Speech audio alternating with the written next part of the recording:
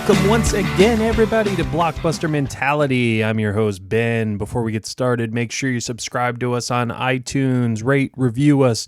We'd really appreciate it. We've been climbing those charts, and your reviews help a lot. It takes 30 seconds, maybe less. Just do it. But got another great show for you, folks. Hope everyone's doing well. Hope everyone's staying away from that Delta variant. You know, it's all over. But hey, why don't you escape with us with a movie, as we do today with our guest. You might know her from TikTok. Nickydoobs is her name. You might know her as Nickydoobs on TikTok. And she's a very funny gal, and we have a lot of fun with her. She's part of Groundlings. She's a actress, comedian, all that. And we chat the art house film from 2008, I believe, 2007 maybe. No, it was 2008. Art house film Step Brothers. It's very melodramatic, and we have a lot of fun talking about this art house film that is Step Brothers. We try to make it as awkward as possible, just like the movie does, you know? So, you know, if you hear us mentioning something about making it awkward, well, guess what? It was intentional. All of the awkwardness was intentional. No, but we had a great time, me and Dave, talking with Nickydoobs, and here we are talking about Step Brothers.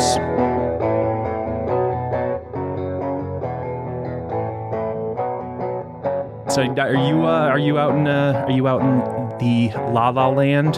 I am. Yeah. In LA. Where are you from originally? I'm from Massachusetts. I'm from just outside of Boston.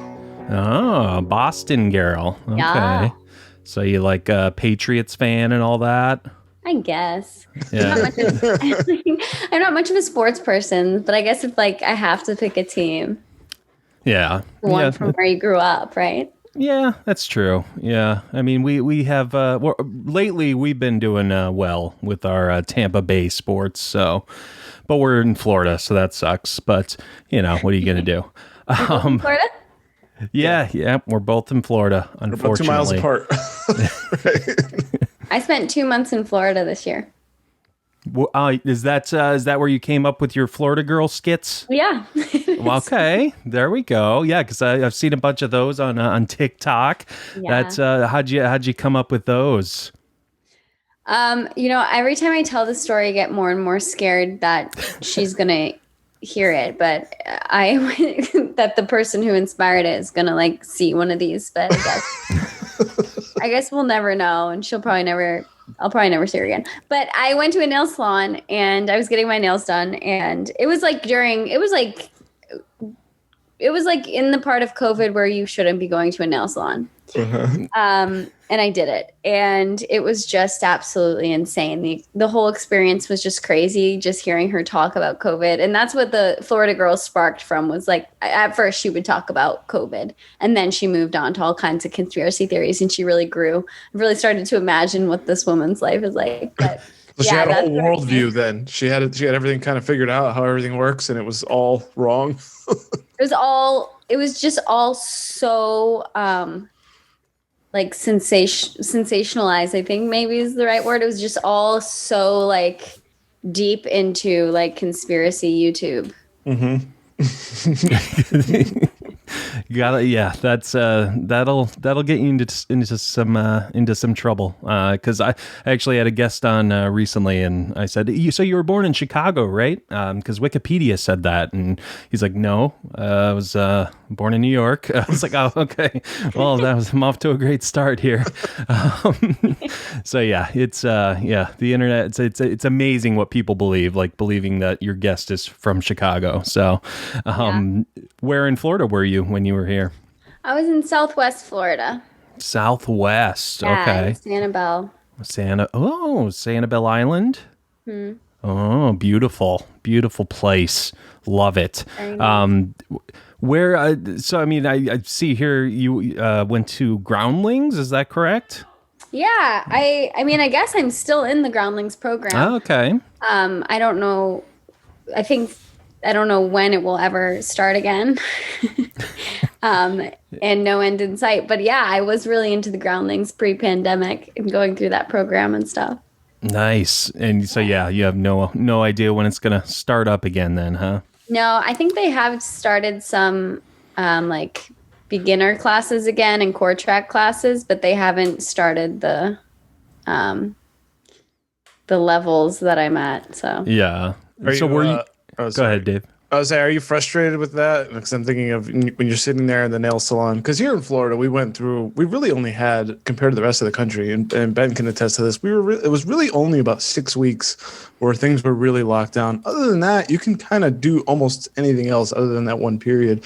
And I had the same kind of fear and all that, and, doing things like, is this safe? Is it not? I don't know. I'm here and I'm doing it, so I'm just going to keep doing it. But, as we're sitting here, like, July now, 2021, are you like itching to just, all right, let's just get back to what I want to do so I can move on with my career and do the things I want to do? Or do you still kind of have that, maybe it's not time yet?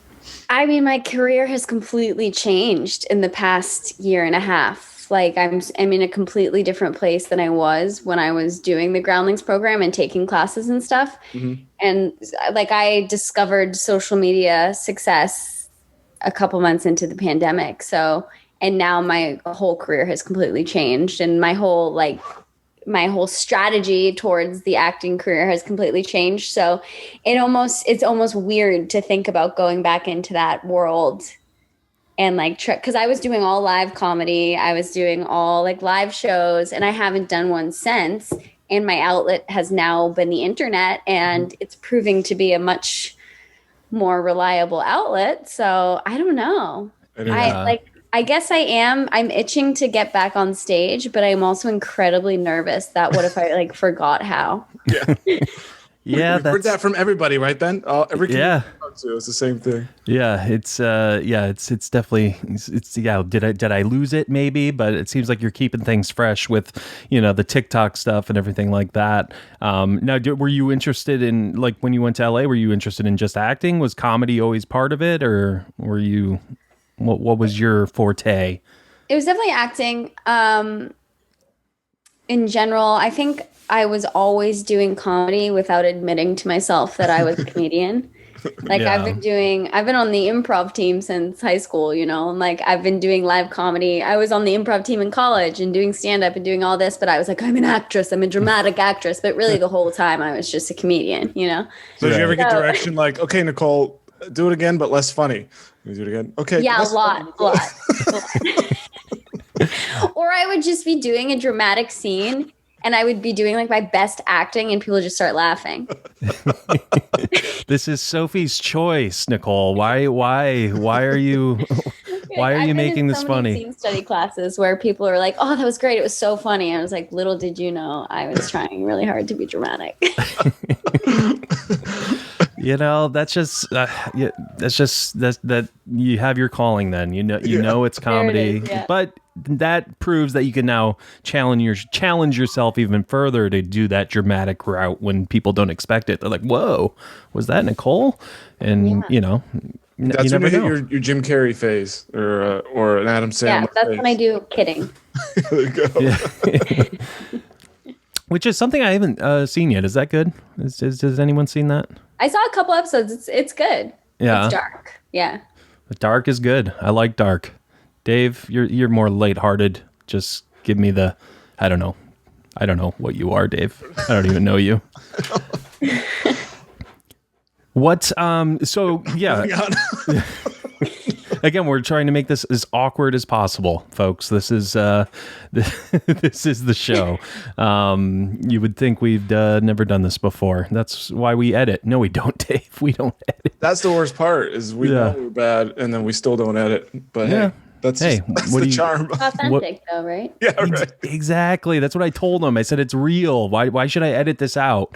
And he still complains at me, and I don't listen. So it doesn't matter. Are you guys doing okay? You seem like you're in a little bit of a we've patch with each other. It's the pandemic. It's been a while since we've been in person. I haven't smelled him in a while, and the pheromones are really what set him straight.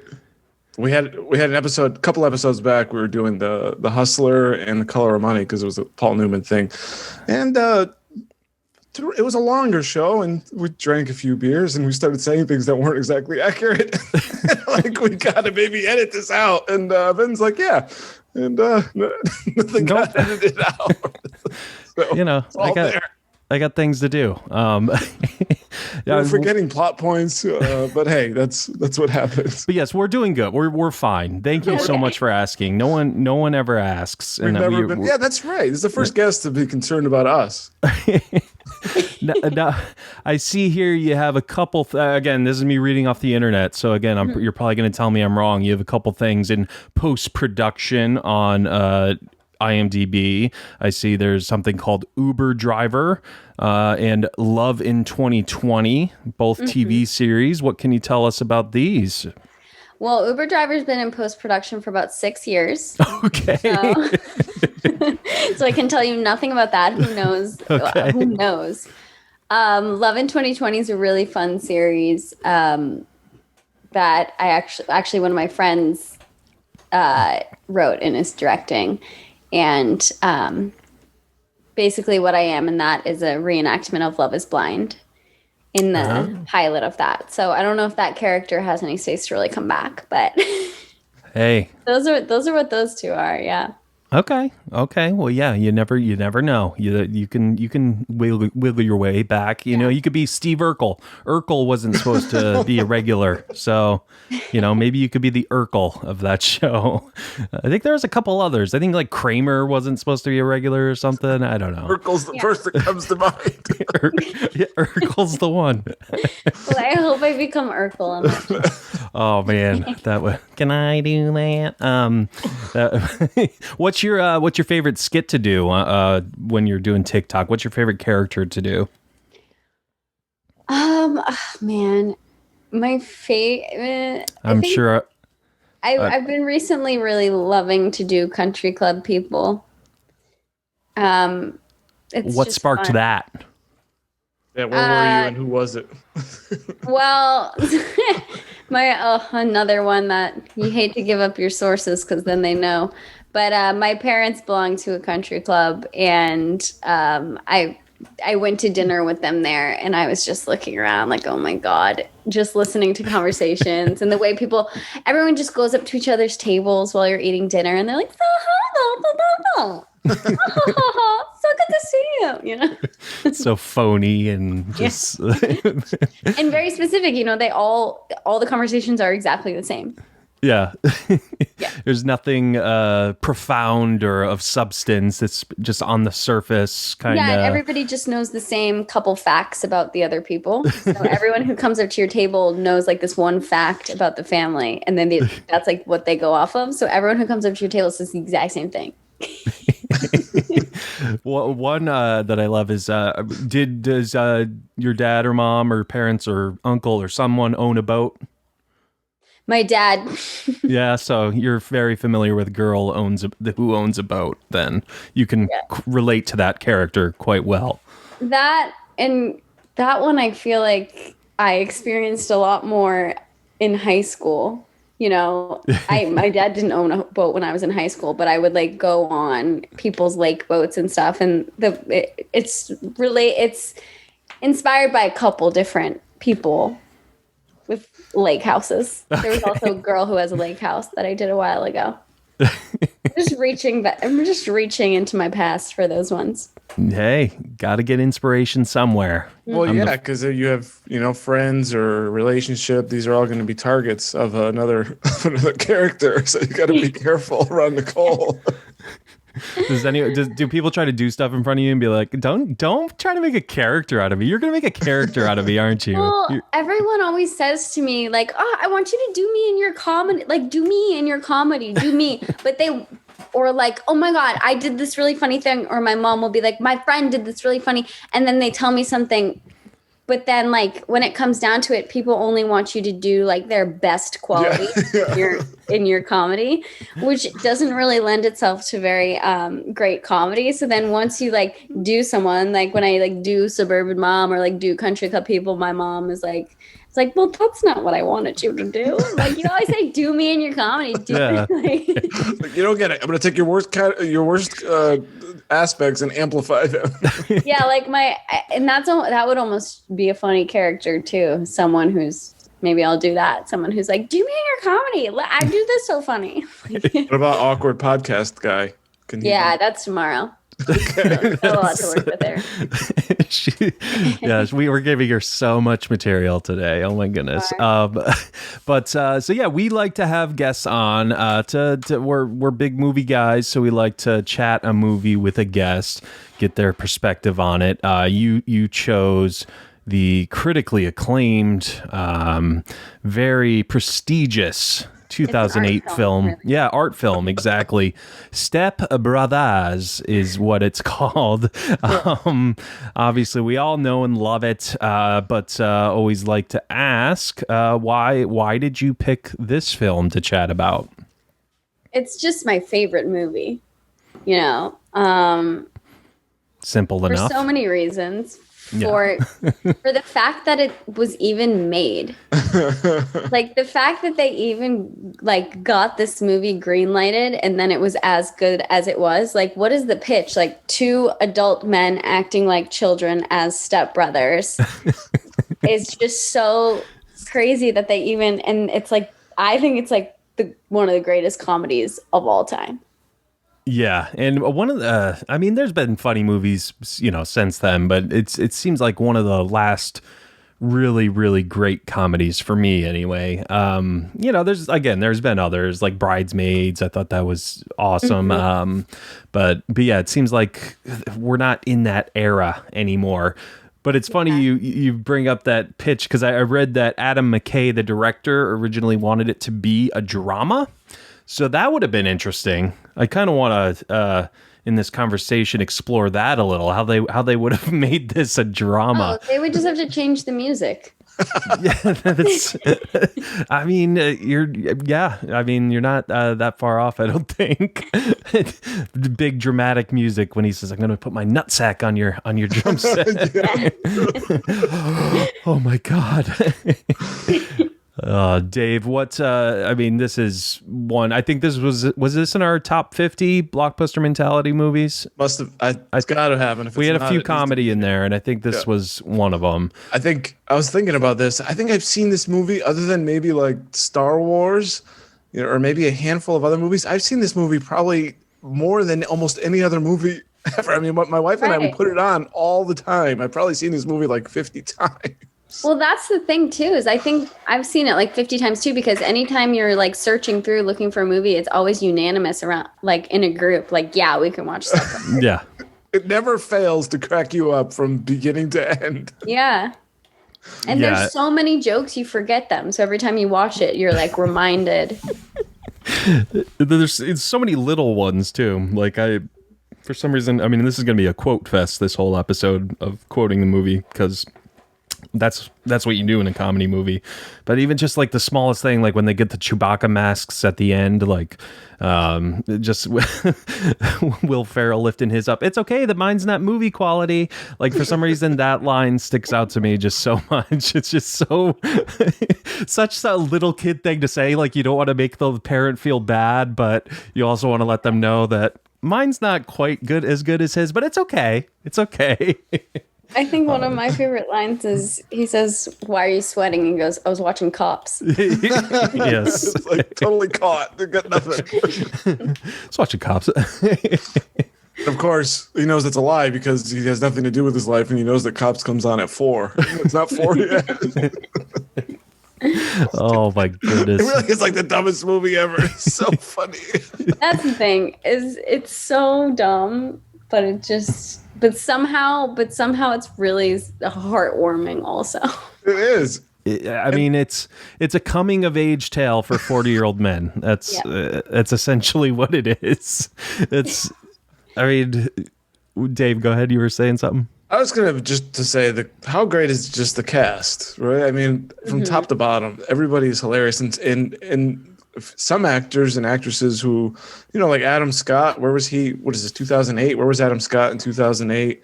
Catherine Hahn. Even I think that's the first thing I remember ever seeing her in. And Mary Steenburgen and Richard Jenkins, obviously Will Ferrell and John C. Reilly. But that's an amazing cast. Yeah, Yeah, definitely. It is, and I mean, it's really telling that they all have incredible careers before and after this movie, because they're just. I feel like with a cast like that, the lines could almost be anything, and it would still be funny. And I think, I remember, I read that a lot of it was improv. Oh yeah, definitely. Yeah, I think because even in the bloopers, they'll show different takes they tried, saying different stuff, and it's just them saying the most ridiculous things. It's but yeah, him and Farrell and John C. Reilly have such great comedic chemistry that it's just you can't beat it. And speaking of Adam Scott, I love that introduction of his family, his character and his family, acapellaing, Guns N' Roses, and Catherine Hahn, just so monotone. But yeah, I think you're right, Dave. I think this is one of the first I saw her in, and her career has just been blowing up ever since. But Adam Scott, I mean, he plays as Derek. He is to be one of the greatest douchebags in a comedy ever. It's, I mean, it's especially seeing him, afterwards, in Parks and Rec and other things, where he plays a nice guy, and then seeing him in this, it's just wow, how is he able to pull this off? I know, and isn't that casting crazy too, that he would be typecasted as a complete asshole and then just the nicest guy ever? I wonder which one, I wonder which part came first for him. Yeah, seriously. In his career, if he always played the asshole, and then, I don't know. Yeah. I mean, it kind of reminds me of Bradley Cooper in Wedding Crashers. He was such a douche in that movie too, and he was kind of the dick guy in the Hangover movies. But I never thought he would be a likable character in any movie. So it just speaks to the actors, that's for sure. Yeah. But yeah, again, back to the premise of just these two grown men living with these two doctors, or I think he's a doctor, she's something else. Some kind of executive. I don't remember if they ever even said. They were at the same. Yeah, they're at the same conference, but so maybe she's in the medical field. Yeah, maybe she was buying some selling sort. medical devices, and that's how she met him, because she was at his conference for his new ear thing invention. I don't. Well, let's really dive deep into that. Yeah, why did we never learn what she does? What does that say about society and just what women go through? Yeah, why does he get to be doctor inventor and she's just generic office lady? Yeah. I don't know. I don't know. We may never know. Maybe they didn't have time for that scene. Yeah, that's true. And actually, our I'm going to call him our pal, Wayne Fetterman's in this too, Dave. He's the blind neighbor. He's been on our show a couple times. Can I come over later and touch your face is his main line. So, so that's fun. That's we are part of history, Dave. Are we? I don't know. You basically should be on this IMDb movie. Yeah, where is he at this point? Yeah. No, he's on there, but we should be. We should be on it. Oh, us. Yeah. Absolutely. Through by having him as a guest, we should get. Yeah. So we'll go through Nicole. So do this too, Nicole. Make sure you add us to your page. You do everything I ever do from now on. Yep, that's the rule. That is the rule. I love the drive over. When I first of all, I mean, why is he in the back seat when they're driving over to move in with Dale and Dr. Doback? I also like at the wedding where his mom announces to the entire group, everyone in wedding attendance, that he was let go, or there's a dispute of what happened at the pet store, but he will now be moving in with them. Why would you say that to everybody? I know. It's like, I was laid off. I didn't want salmon. Said it 4 times. It's just so, oh my goodness. It's so awesome watching these 40-year-old men act like children. And yeah, he's sitting in the back seat. He's like, I'm not going to call him dad. She's like, I wouldn't expect you to call him dad. Yeah, and just so convincingly acting like children too. They're Exactly. so committed. Yes. Oh my goodness. Like, yeah, the commitment is insane. He better not get up in my face. I'll roundhouse that motherfucker. Oh my goodness. Yeah. I could quote this movie all day long, but how would that work in a drama, that scene? That would be, maybe he was married at one point, but now he has to live with his mom, and his dad left a long time ago, and he has to deal with Dr. Doback now. And I'm just depressed even thinking about this now. So this I know, movie, how could this have been a drama? It seems so perfectly a comedy.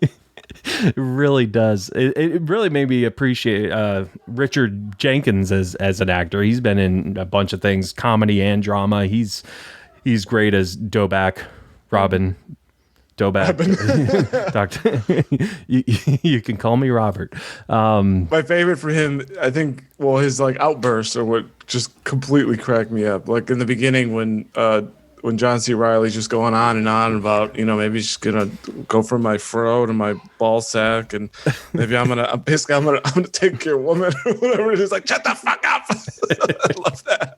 He just lets him go and go and go until he just can't take anything anymore. It just explodes. I know. I feel like he, as an actor, did such a good job, like just finding his few moments, because he really is kind of like the straight man in a lot of it. Because everyone around them has to be the straight man because they're just so wild, those characters. But somehow they found a way for everyone to have like something super weird about them. Yeah. Like even like Seth Rogen in it. Oh yeah. Like, even he gets to have, like, a little bit of a character. Yeah. Like, everybody's just gets to have a character, even though it's, like, this wild fest of wild characters. And Right. It doesn't feel, like, too out of the realm of possibilities either.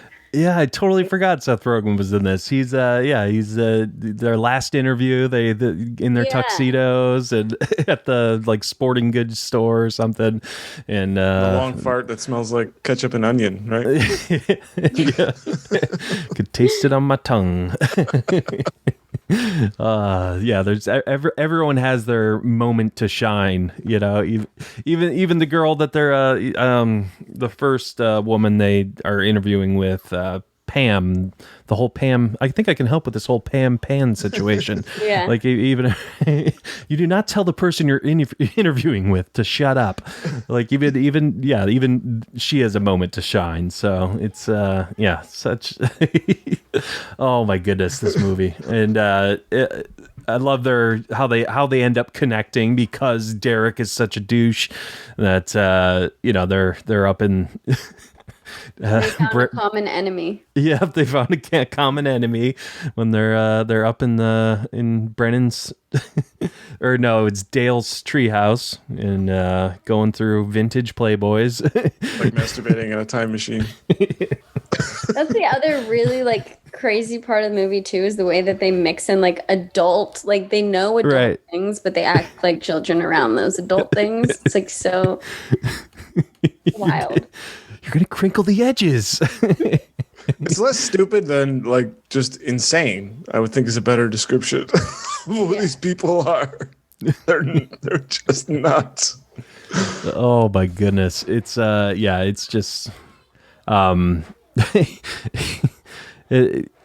I love there's so many lines too that are just so much of my everyday life, like you don't say that. You don't say that.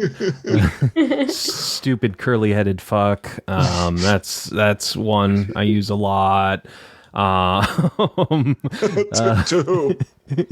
Mainly myself, 'cause, I got the Jufro. So, well, back when I had more hair, but we won't talk about that. That's why what the hat's for. I'm sorry, Nicole. We go on tangents, and we just you just gotta go along. Go That's along for the ride. You know improv, right? You know improv. I know about it. Yeah. Yeah. So, yes, and Dave, what? What would you put this? Because I love Superbad. Like, I think Superbad was 2007.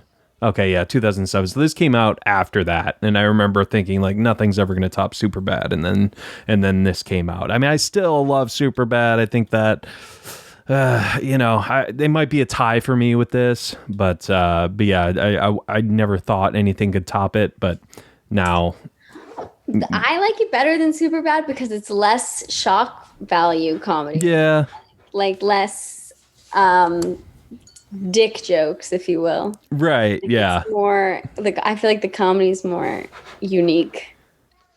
And you can sample. I guess Superbad is more of a movie than this. I mean, you could sample this for 20, 30 minutes. You don't have to sit and watch the entire thing. You could just throw it on or just catch part of it or whatever. I mean, I think I've only watched Superbad really only a handful of times. I liked it, but I will never watch that movie as much as I'm going to watch Step Brothers, kind of a thing. You just can throw it on.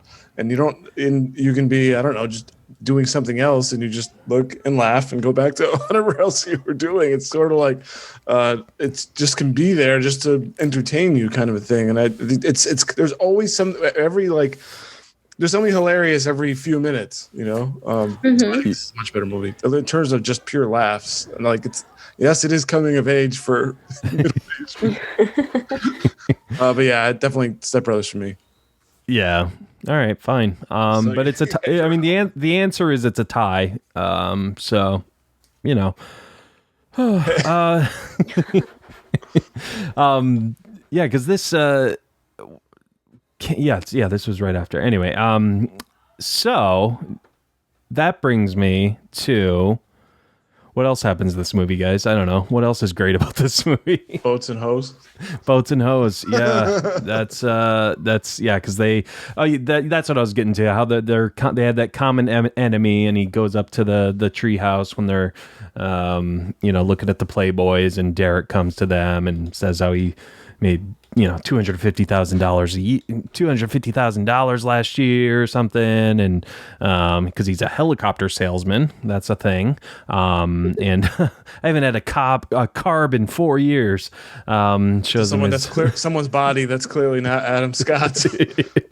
You gotta love the body doubles. Not even close. and yeah, so Dale ends up punching him in the face, and that's how their friendship starts.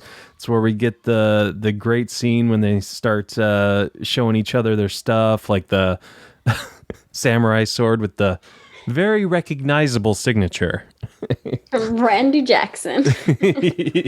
Yeah. From American Idol. Well, I ran into him, and this is all I had on me. And you're not gonna not get his autographs. So it's like, I would have done the exact same thing. I feel like that's a line people say a lot too from that scene. Is like, did we just become best friends? Oh yes. Yep. Want to go do karate in the garage? Yup. Yup. I mean, who hasn't gone pee in the toilet with your best friend at the same time? Yeah. I have. So. Yeah. That's really what we've been missing with this pandemic, Ben. I know. I think that's our potty breaks for the podcast, have been different, I guess. Same size.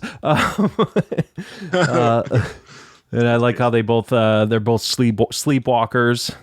They both have that affliction. So. And Carol, Carol's on fire. That is pure insanity. I don't know what these two. I don't know even know how they got to the place where they were to do that sleepwalking scene, because they're nuts. People like that, if they were real, they should have been locked away in a mental institution.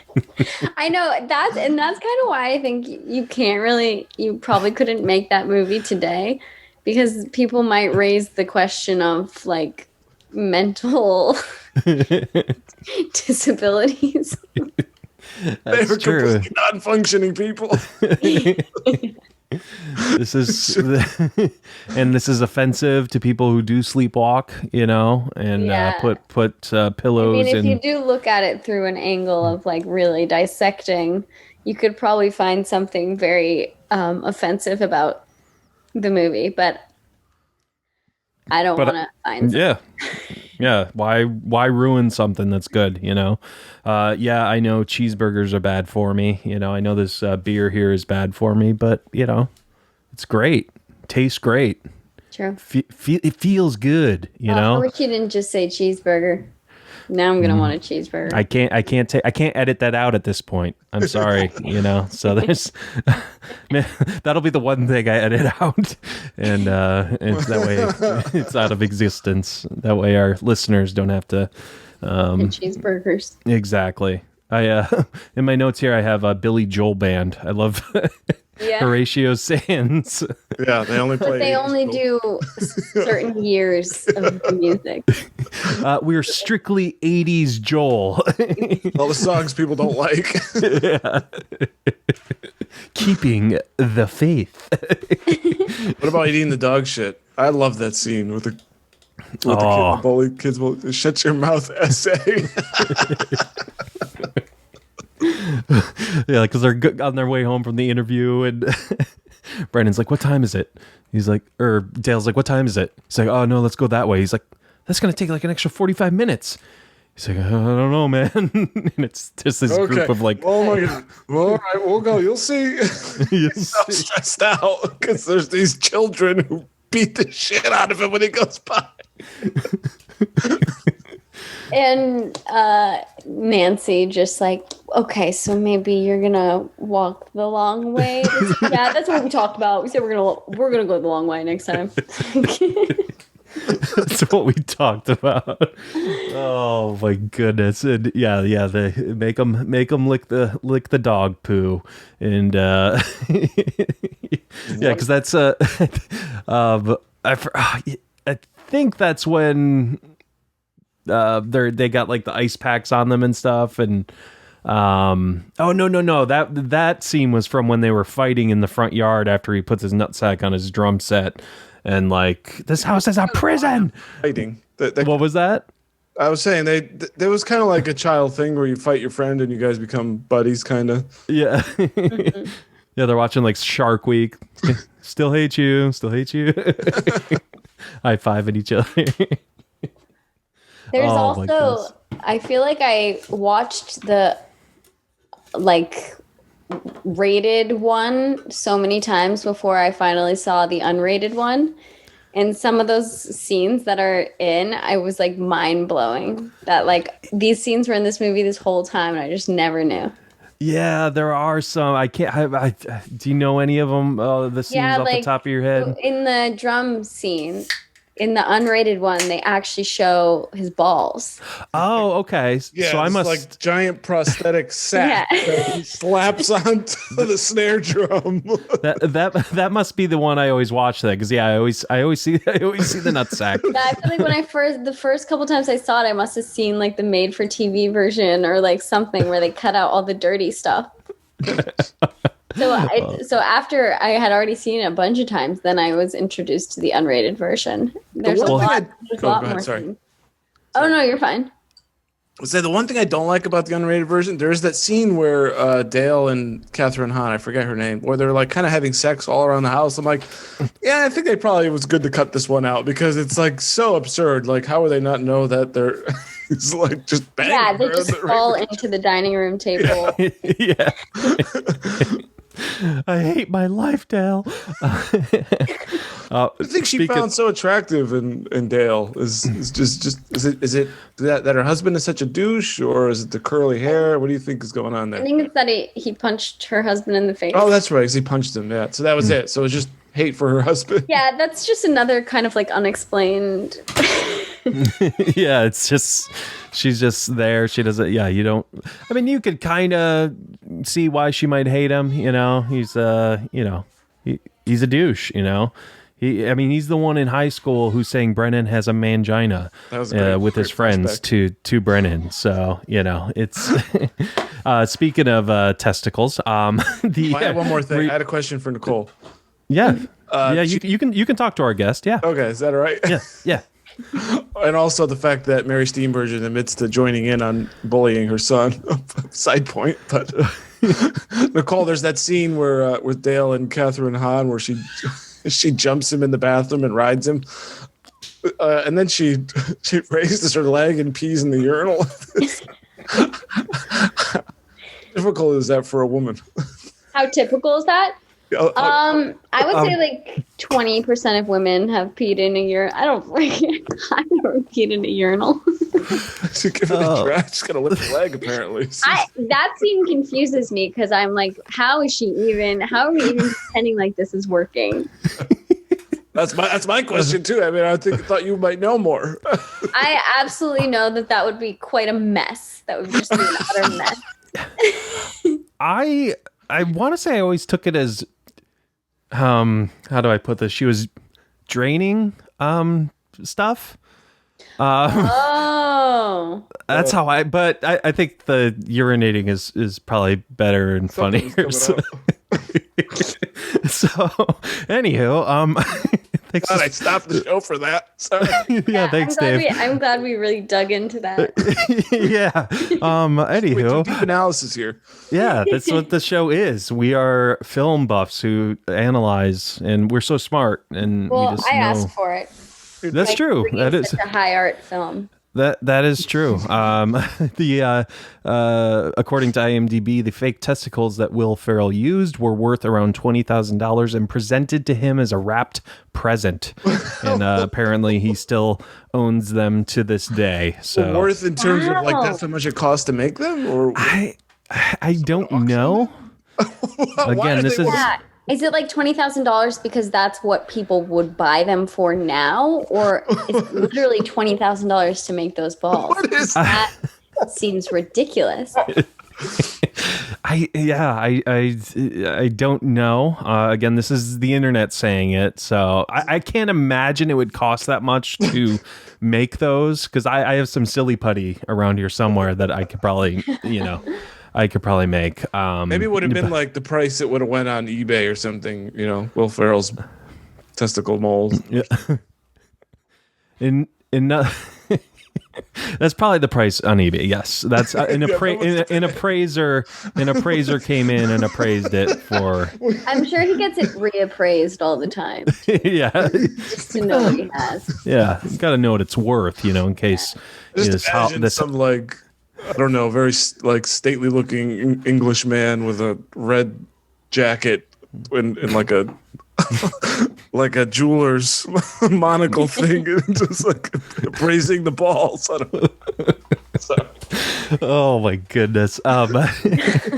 Another fun fact. In the commentary, Adam McKay said they originally went to Catalina for location shots and discovered that he didn't really like it. Instead, they shot on the coast. And the funny part is, Catalina Island, actually, you can see it in several shots, and McKay chose to not have it digitally edited out as a joke. So you can actually see Catalina Island while they're on, Catalina Island. So that's hilarious.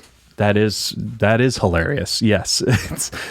I never assumed that they were actually on Catalina Island. I thought it was just a Catalina Island themed party. What? I guess I never really delved that deep into thinking. I wonder if this was shot on location. But yeah, that's you're right.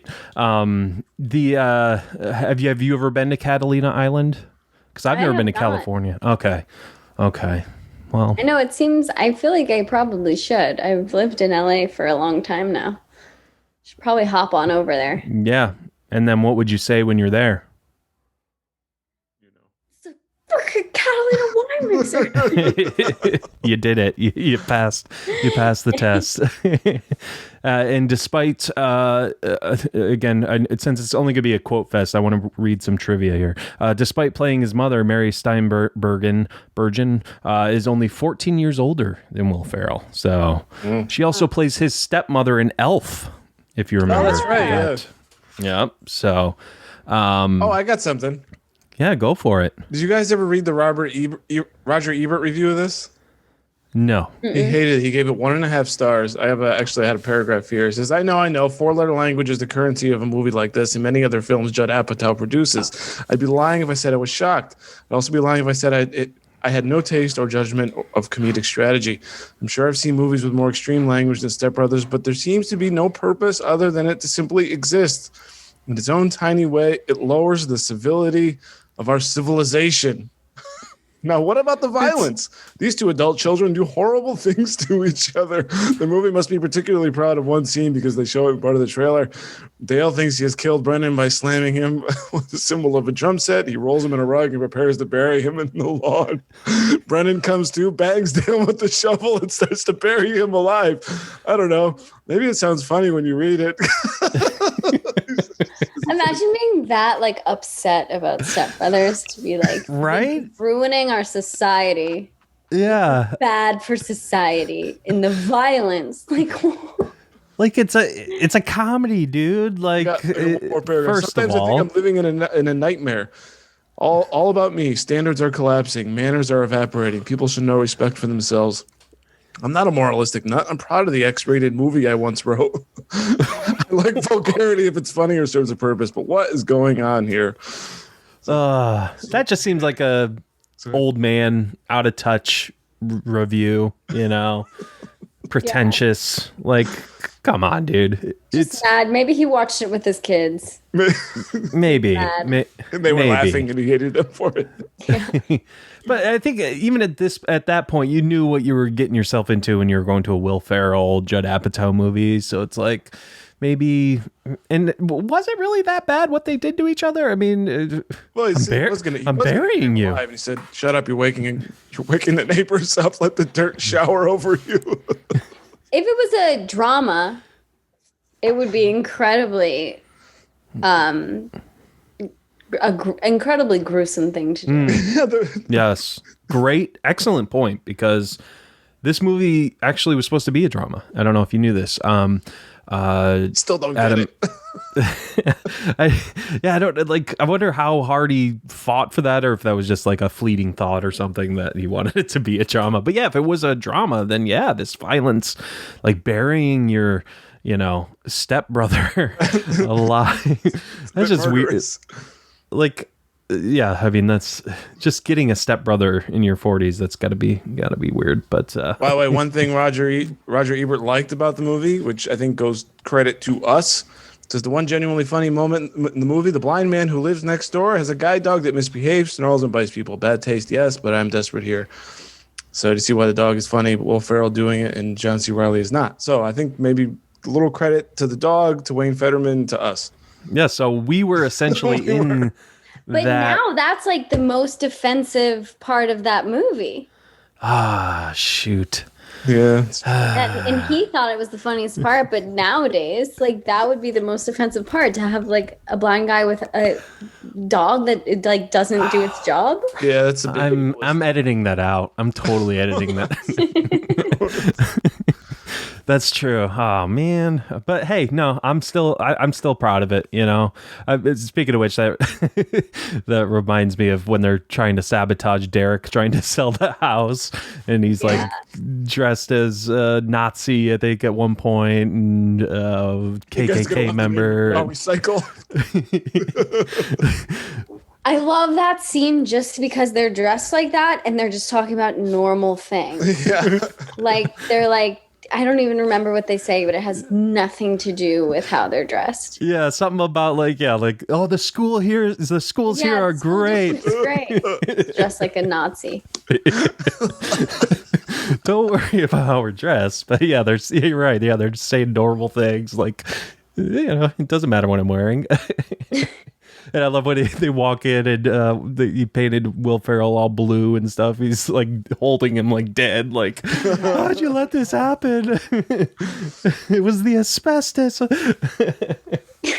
Oh my goodness. It's just, screw you, Ebert. Yeah. You know, it's...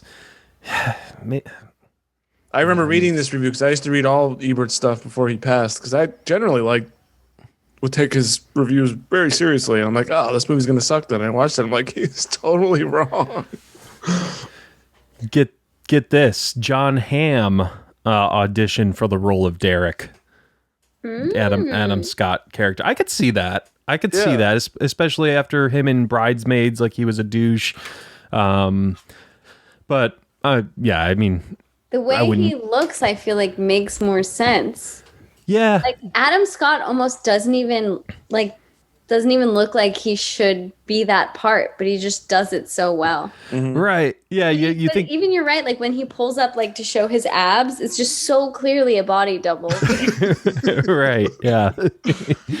I wonder though if John Hamm's a great actor, but I don't know if he could be quite as like irritating as Adam Scott actually was. You know, I could see him being. It would have been a very different kind of role. It would have been like, yes, your model brother who like shits on you, but he will do it in such like a cool way that like dismisses you. Adam Scott, like, I don't know, like I could see him more being a bully than I would John Hamm. I don't know. Yeah, because he's more. It's almost more like inflated. Yeah. I love when actually another fun fact, sorry guys, it has nothing really to do with this movie, but Mary Steenburgen and John C. Reilly both appeared in What's Eating Gilbert Grape, which is crazy. Mary Steenburgen was actually the like love interest of Johnny Depp in that movie in What's Eating Gilbert Grape in like 93, I think it came out. Like, and she seems like, yeah, like we said, she's only 14 years older than Will Ferrell. Like, it's just she's crazy. In everything. She's in so many classic. Jurassic Park, or not Back to the Future 3, not Jurassic Park 3. Yes, yeah, she has been in so much. Yeah, just everything essentially. I love when they have to get jobs, not the interviews, but like when their parents, do divorce finally, they have to go out and be grown-ups, and they meet with them at the Catalina wine mixer, and he shakes his mom's hand and shakes. Take care. Great to see you. Great to see you. Maybe we should go out to dinner sometime. Maybe Outback Steakhouse. Grown. Yes. I'm very proud of Brennan. He figured out about toilet paper. He stopped wiping his ass with the bathroom mat. So that was my god, that's progress. Cringe. Yeah, that's and he walks out of like Costco, like pumping his fist because he bought toilet paper. That look on his face when he's sitting on the sink wiping himself is just priceless. It's like, well, gotta do it. I love when Dale's reading a book and he's like, turns in and it's like 7:30 at night. Like, well, I'm grown up now. I gotta go to bed at 7:30. I know. I forgot about that whole montage. Yeah, of being an adult. Yeah. Because I forgot. Oh yeah, that reminds me. He never got a job because he always thought, he'd get into the family business. But you're a medical doctor. He said it's all about who you know. My dad's a doctor. I'll get into that somehow. Not like his dad's a contractor or something. Maybe that's why they had to give him a job and they didn't have to give Nancy a job, because they had to have the joke of joining the family business. That's true. Yeah. So, I mean, really, to think about it, they never really tell us.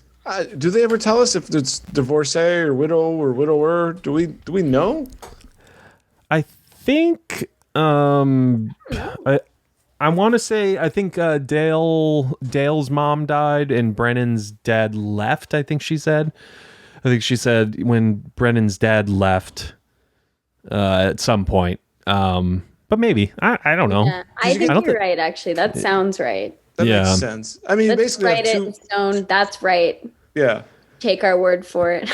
Yeah, that's it. We got two know. very wealthy single people who just coddle their kids due to either divorce or death, right? And they just never they never faced or never put that pressure on them to move on because of past trauma? I mean, is this the drama part that we're maybe hitting on? They didn't develop. I wonder if it was a drama, if it would have been more about the parents. Like, they would have the most like journey to go through to like take the sons out and to be able to navigate these grown men, and let's sincerely think about making this a drama, guys. I would think like Mary Steenburgen, she would keep coddling Brennan, and only the dad, Richard Jenkins, he only stops because he's like, I got a woman now, so you guys you're done, kind of a thing. But I think without him getting married, they would have just kept doing what they were doing before, right? Seems like it. Probably. So I think the final straw was when they broke the boat, right? Yep. During the Boats and Hose music video, they have Dr. Dobak's boat, and I love they do it, and then they're in the car ride. He's like, "But what'd you think of the video?" Like, I also love that, like, to start their entire business, they're like, "We need $10,000 investors, possibly you." Possibly you. I love the fact that, well, they're not like, they're still running with the proposal, even though clearly there's a disaster at the end of the video. I mean, they didn't even edit it out or anything. Yeah, they're still got to run. Are you going to give us $10,000 or not? You keep your liver spotted hands off my mother. And then he spanks him. Oh yeah. And then John C. Reilly he's like objecting, and he's like, "Shut your mouth." He's like, "Yes, sir," or whatever. Yes. I love when they find out they're getting divorced, and he's like, "I don't want my picture taken right now. I think I'm gonna throw up. And then Catherine Hahn is crying in that scene also. Yeah. Damn. I love how she was really into the Boats and Hose song. She's just like grooving on the. Yeah.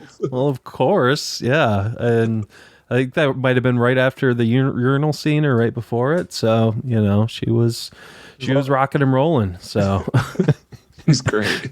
Not to bring up that again, but yeah, I mean, there's this movie. Yeah, I mean, there's so much to You could go on and on about it. We didn't even mention so much room for activities, them building the bunk bed. I mean, that's another line I say all the time. Me too. I was like, no power tools is another one. What was that? Oh no, I'm brushing my teeth. I feel like my sister, my sister's the one who says that line a lot. Like anytime she'll like organize something or like clean something up, she'll be like, "There's so much more room for activities." I love like the movie does, like he's like in an aerobics class or something. You could do aerobics in here. Making my head spin how many activities we could do. You like guacamole? Oh my goodness. It's I forgot to ask you. Do you like guacamole? Splat. It's so random, dude. Why would you let us do that? Why? Oh my God, there's so much blood everywhere. Yeah, before that, they're asking for permission. He's like, "I don't care what you do, go do it." He's like, "So." You're grown men. Oh man. But yeah, Step Brothers. Oh my God. Ben, have we done a comedy classic before like this? I've always been hesitant to because it's just going to become a quote fest, which it did inevitably. But it was fun. I had fun. We'll see what the audience thinks. We'll see what our guest thinks too. I don't know if she had fun, but I did. I was like, ask them if they'll do Step Brothers. If they won't, then I'll pick something real. Well, something real. Real. Something with dramatic, like, meat. What would you have picked? Yeah, what would have been? Do you think? That's so hard. Honestly, I would have had to like do a soul search to find You it. had to think, and you didn't want Because to. I watch so much comedy. I really do. Hey, can't fault you there, especially with this crazy world. You just want to escape, watch a comedy, and forget about life for a You know while. what I might have done the day after tomorrow? I haven't. Man, that I've seen movie? it. I just haven't seen it in probably since it first came out. But yeah, I would love to revisit that. That was like All right, my let's. favorite movie growing up, which is so strange. All right, well, so for the next hour, let's go ahead and talk about that. So day after tomorrow. Yeah, I haven't seen that. Oh, Is Dennis that- Quaid. Yeah. I like that movie. Why do I want Gyllenhaal. Jake Gyllenhaal? That's right. Yeah. Really terrible CGI wolves. Ooh, I love terrible CGI wolves. So I just remember Freezing. them like they had to go to the core. Didn't they have to go to the core of the earth or something? Or I might be thinking a totally different movie. What you're talking. Yeah, let's just leave that one alone for now. I'm not editing that, Dave. All right? I know. There's a movie like that, like a disaster movie where they have to like go to the core of the earth. Is it called The Core? Whatever. It's called The Core. I I don't even know that I one. hate you. Just hate you. We're still dealing with stuff, Nicole. We apologize. Step Brothers. Check it out at a theater near you. Yeah, it just came out. Yep. I love talking. Comedies are fun. Again, they're quote fest, but you get laughs. And I got Nicole and her parody of us upcoming soon. Yeah, definitely. Where can people find you on the social medias and all that? Yeah, it's at Nickydoobs on Instagram and TikTok, and then YouTube's just my name, Nicole Dubois. Dubois. I told you it was Dubois, Dave. That's what I said. That's what I said. But no, it's been an absolute pleasure.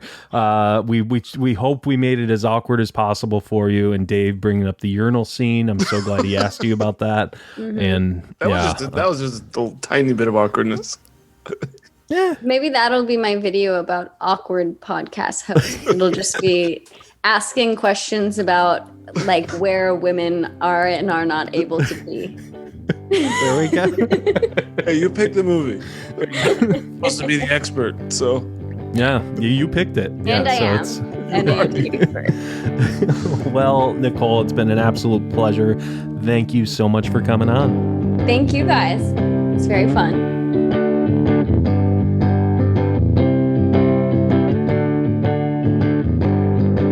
Well, there you have it, folks. That's our conversation with Nickydoobs, Nicole Dubois.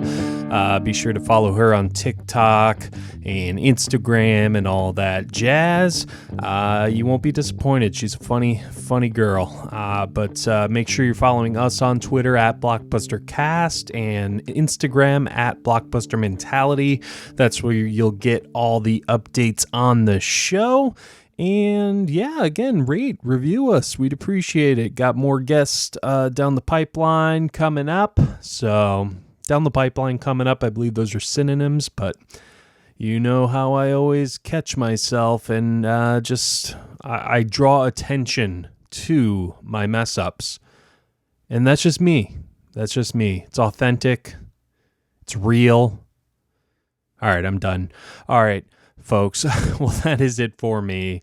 For Nicole and Dave, I'm Ben. And as always, grab some popcorn, grab some snacks. We'll catch you guys at the movies.